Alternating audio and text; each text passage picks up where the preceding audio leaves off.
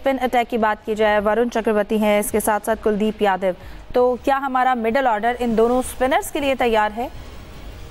देखिए, सबसे बड़ा मसला तो यही है, हमारी टॉप ऑर्डर जो बैटिंग यही रही है। मिडिल ऑर्डर में भी हम लोग स्ट्रगल करते हुए नजर आए हैं और खासतौर पे इंडियन स्पिनर्स के सामने ज्यादा मसला होता है। पिछले मैच में भी हमने देखा था कि शुरू में ठीक जा रहे थे, एकदम फिर फंस गए थे। तो हम लोगों को इस चीज पे जरा गौर करना पड़ेगा। और मेरे ख्याल इतना टाइम मिला तो इनको काफी एनालिस्ट ने भी बताया होगा, कोच ने भी बताया होगा कि किस तरह से सामना करना है, खासतौर पे कुलदीप के बारे में। और कोशिश यही करनी होगी कि उनको विकेट ना दें और अपना स्ट्राइक रोटेट करते रहे। अगर चौके छक्के नहीं मिले, चौका तो खैर फिर भी चांस होता है, रिस्क ना लें उठा के विकेटें देंगे। क्योंकि हमारी टीम का ये मसला यही है कि by one get one free, एक विकेट गिरती है दूसरी फिर साथ में मिल जाती है हरीफ टीम को। तो इस चीज का थोड़ा हमें एहतियात से ध्यान से खेलना पड़ेगा। हमें पूरे 20 ओवर खेलना है, ये बात जहन में रखें। अगर हमने पहले बैटिंग करते हुए 20 ओवर खेले तो एक अच्छा स्कोर बन सकता है, लेकिन अगर जल्दी जल्दी करते हुए पहले ही आउट हो गए तो ये टीम के लिए बड़ा नुकसानदेह होगा। और अगर चेस करने का मौका मिला फिर तो स्कोर बोर्ड पे जो स्कोर लगा होगा उससे हमें आइडिया होता चलेगा कि भाई कितने रन बनाने हैं, हम किस तरह से खेलना है। अगर ज्यादा रन हमें चेस करने हैं तो फिर हमें जो पेपर पे लिखा होता है बैटिंग ऑर्डर उसको हमें नहीं फॉलो करना पड़ेगा। अकॉर्डिंग टू द सिचुएशन फिर हमें चलना पड़ेगा। जैसे शाहीन को पिछले मैच में हमने देखा कि पहले भेजा गया था, वो कि उन्होंने 17 रन बनाए थे कितने, लेकिन जो 2 छक्के उन्होंने लगाए थे ना ड्रॉप कैचेस के बाद, वो बड़े यूजफुल साबित हुए। पाकिस्तान जीता भी इत्तेफाक से 12 रन से ही था ना। तो इस तरह के डिसीजन जो है बड़े टीम के काम आ जाते हैं। आप प्रिडिक्टेबल होंगे ना तो दूसरे को आपको रीड करने में बड़ी आसानी होगी। वो बोलेगा कि यार ये तो यही करेंगे, पहले पे इसको खिलाना है, दूसरे पे इसको, तीसरे पे इसको, पहला ओवर इससे कराना है, दूसरा। आप दूसरे को हैरान कर दें, आप ऐसा डिसीजन लें कि दूसरा हैरान हो जाए बैटिंग में भी।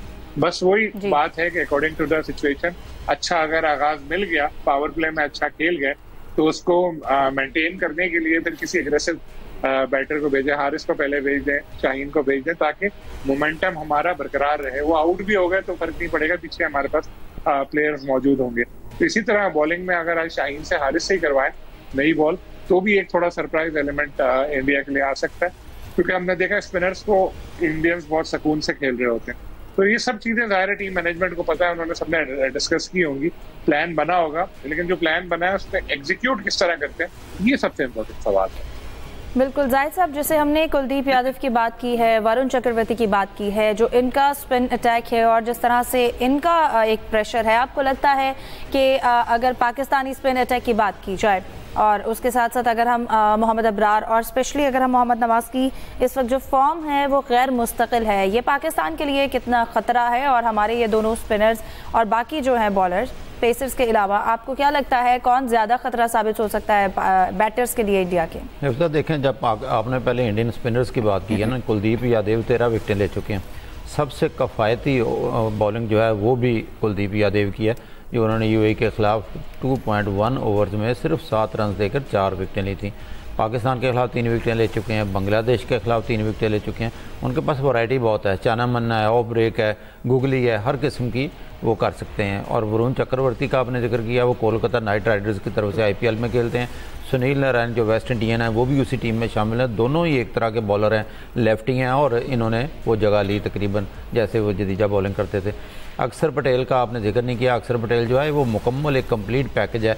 फील्डिंग देख लें, बैटिंग देख लें, बॉलिंग देख लें, एक मुश्किल अपनी जगह बना चुके हैं। तो अच्छे स्पिनर हैं, बेहतरीन स्पिनर हैं।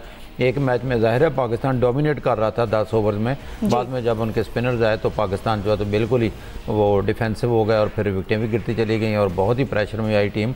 और इसमें स्पिनर्स के साथ साथ जो एक चीज़ और भी बताना चाहूँगा कि जब तक डॉट बॉल्स और इसके साथ साथ एक्स्ट्रा पर भी कंट्रोल करना होगा। इस इवेंट में सबसे ज़्यादा एक्स्ट्रास जो दिए वो श्रीलंकन टीम ने दिए, 21 दिए थे। फिर अपना इंडियन ने एक टीम में 17 दिए, पाकिस्तान ने गालिबन 14 दिए।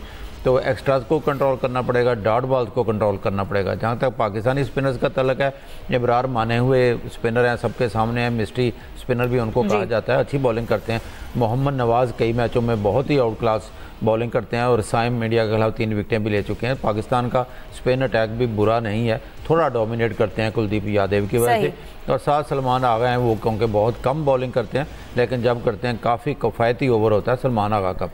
बिल्कुल जाहिद साहब, हमने ये अच्छी बात की 10 ओवर्स के बाद हमने अपने पिछले मैच में देखा कि जब स्पिनर्स आए भारत के तो हम जो 10 ओवर्स के बाद का गेम है हम वो बिल्कुल अपने हाथ से निकाल दिया। उसके हवाले से क्या स्ट्रेटजी होनी चाहिए और हमारे स्पिनर्स मजीद किस तरह टफ टाइम दे सकते हैं, डिस्कस करते हैं ब्रेक के बाद। हमारे साथ